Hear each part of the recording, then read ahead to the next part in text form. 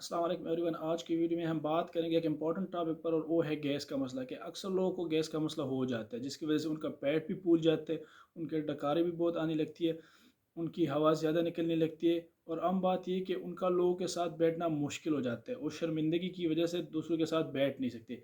तो इस वीडियो में आप लोगों के साथ डिस्कस करूँगा कि गैस क्यों बनती है, उसको वजूहात क्या है, और आखिर में मैं कुछ टिप्स आप लोग के साथ शेयर करूँगा। अगर आप उन पर अमल करोगे तो बग़ैर दवाइयों के आप लोग के गैस का मसला हल हो सकता है। तो चलो स्टार्ट लेते हैं। सबसे पहली बात, गैस बनती क्यों है। असल में जब भी हम कोई खुराक लेते हैं तो अगर हम खुराक जल्दी जल्दी लेते हैं और ज़्यादा लेते हैं और बग़ैर चबाए हुए लेते हैं, ठीक है, तो फिर उसकी वजह से डाइजेशन सही तरह से नहीं होती और उसकी वजह से गैस की प्रॉब्लम बन जाती है। दूसरी नंबर पर, अगर कोई खुराक, कुछ खुराक ऐसे अगर बंदा वो खुराक लेता है जैसे कि क्रूसीफरस वेजिटेबल्स है जिसमें हमारे पास गोभी और बंद गोभी आता है, अगर कोई बंदा मूली ज़्यादा खाता है या दालें बहुत ज़्यादा खाता है तो उनकी डाइजेशन से भी गट में बैक्टीरिया गैस ज़्यादा बना लेते हैं, तो उन लोगों को भी गैस का मसला हो सकता है। तो ये हमारे पास गैस बनने के दो मेन वजूहात है। अब मैं कुछ टिप्स आप लोगों के साथ शेयर करूंगा। अगर आप इन 8 बातों पर अमल करोगे और इसी तरह करोगे तो आप लोग के गैस का मसला बगैर दवाइयों के हल हो सकता है। तो चलो स्टार्ट लेते हैं। सबसे पहला काम जो आप लोगों ने करना है कि आपने प्रोबायोटिक्स का इस्तेमाल कर देना है। प्रोबायोटिक्स असल में हमारे पास कुछ ऐसी खुराकें होती है जिनको अगर आप लेते हो तो वो हमारे इंटेस्टाइन के अंदर के बैक्टीरिया को नॉर्मलाइज कर देते हैं, ठीक है। तो अगर कोई बंदा दही ज़्यादा खाता है या वो अचार खाता है जो घर में बना हो, अगर सरके वाला अचार खाता हो तो उससे उसमें प्रोबायोटिक्स नहीं होते, वो गट के बैक्टीरिया को नॉर्मल नहीं कर सकते। अगर कोई दही खाता है या कोई घरेलू अचार खाता है तो उससे गट के अंदर बैक्टीरिया नॉर्मल हो जाते हैं और उनसे गैस का मसला फिर हल हो जाता है, ठीक है। तो पहले नंबर पर आपने प्रोबायोटिक्स का इस्तेमाल करना है। दूसरी नंबर पर आपने खुराक की तकनीक को सही बना देना है कि जिस तरह से आप खुराक कर खाते हो उस पर आपने काम करना है। आपने खुराक जल्दी जल्दी नहीं खाना, आपने खुराक ज़्यादा नहीं खाना, क्योंकि जब बंदा जल्दी जल्दी खाता है और ज़्यादा खाता है और सही तरह से नहीं चबाता तो फिर खुराक के साथ साथ कुछ हवा भी अंदर चली जाती है जिससे फिर गैस का मसला बन जाता है।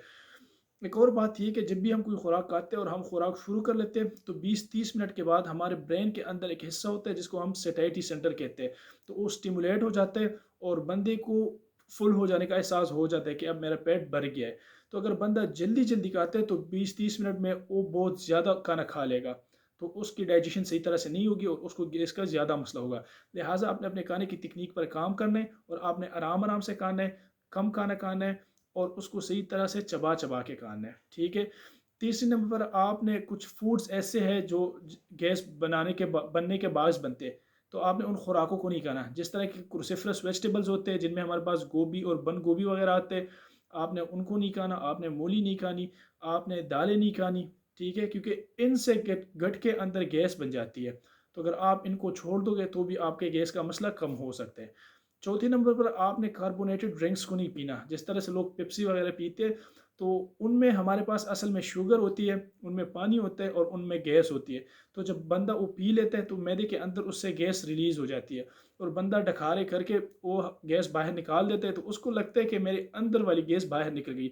असल में जो उसने ड्रिंक पी है ये उसकी गैस बाहर निकल जाती है और इसको गलत तस्कीन हो जाता है कि गैस बाहर निकल गई और गैस का मसला हल हो गया। आपने ऐसा नहीं करना। अगर आप इनको पियोगे तो इनसे गैस का मसला बढ़ सकता है। पाँचवें नंबर पर आपने अदरक और पुदीना की चाय पी लेनी है। आपने थोड़ा सा अदरक और चंद पत्ते पुदीना के ले देने, उनको पानी में डाल के उबाल लेने और दिन में 1 से 2 मरतबा तक उसको इस्तेमाल कर देने। इनसे गट की मोटिलिटी भी बेहतर हो जाती है और गैस की प्रोडक्शन भी कम हो जाती है, तो भी गैस का मसला हल हो जाता है। छठे नंबर पर आपने एक्सरसाइज कर लेनी है। जब भी आप खाना खाते हो तो खाने के फ़ौरन बाद आपने 20 से 30 मिनट तक वॉक करनी है। जब भी आप वॉक करते हो तो इससे मोटिलिटी इंप्रूव हो जाती है, डाइजेशन में बेहतरी आ जाती है और गैस की प्रोडक्शन कम हो जाती है, तो गैस का मसला हल हो जाता है। सातवें नंबर पर आपने अपने डाइट में ऐसी चीज़ों को इंक्लूड कर देना जिनमें फ़ाइबर ज़्यादा हो। आपने फ्रूट ज़्यादा खाने, आपने वेजिटेबल ज़्यादा खाने। अगर आप फ्रूट्स और वेजिटेबल को किसी भी वजह से नहीं खा सकते तो आप फिर तुख मलंगा या स्पगोल का इस्तेमाल कर सकते हो, ठीक है। आजकल के दौर में जैसे कि लोग फास्ट फूड बहुत ज़्यादा खाते हैं तो उन लोगों में गैस का मसला बहुत ज़्यादा हो जाता है। अगर आपने गैस से बचना है तो आपने फास्ट फूड को छोड़ देना होगा और आपने फ्रूट और वेजिटेबल्स की तरफ आना होगा, ठीक है। आठवें नंबर पर आपने पानी ज़्यादा से ज़्यादा पीना है। एक नॉर्मल रूटीन में बंदे को 8 गिलास पानी पीना चाहिए। अगर बंदा 8 गिलास पानी पीता है तो उससे उसकी डाइजेशन नॉर्मल रहती है और उसका हाजमा सही तरह से काम करेगा और उसको गैस का मसला नहीं होगा। तो ये कुछ टिप्स थी, अगर आप इन पर अमल करोगे तो दवाइयों के बगैर आपके गैस का मसला हल हो सकता है।